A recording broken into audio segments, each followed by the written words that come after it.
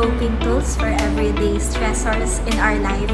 You know, kahit sa workplace, everyday no, may mararanasan tayong mga challenges na talagang magsusubok sa kakayanan natin to cope up with it, no? And yung mental capacity natin to face and confront it. And today, here in Expressions University, now we have shared what are the things that they can do to help themselves. First is to acknowledge that they are experiencing it, and it's okay to label what feeling they have.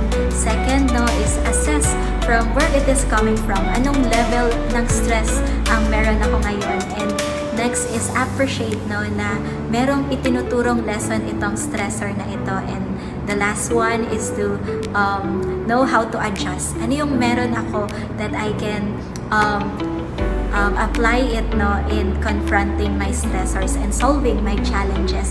So, ayun, masaya ako na all of the attendees have really have a personal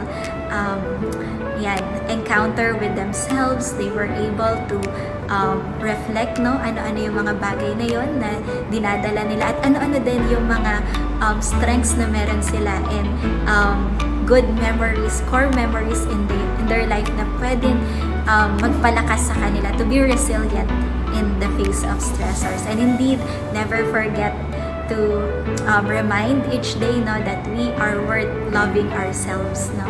At ayun, I hope this will be a great way to let our employees in the workplace be aware that it's okay to seek for help, and seeking for help is a sign of courage, and never forget to love ourselves then. Thank you po.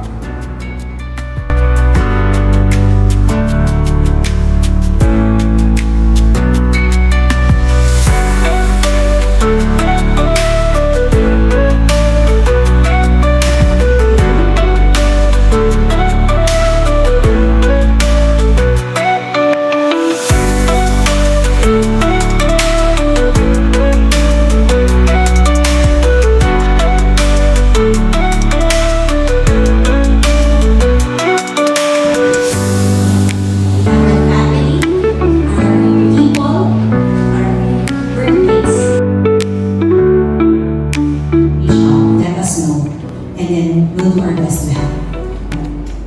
Kasi if talagang pipilitin pa natin, it will also affect our own mental well-being. And so you have to understand also when to let go. Okay, so just believe in yourself. Know that anything is possible as long as you believe that you can do it. And please do not be afraid to reach out. So, once again, thank you for being here, and also thank your managers for sending you, for allowing us time to have this session with you.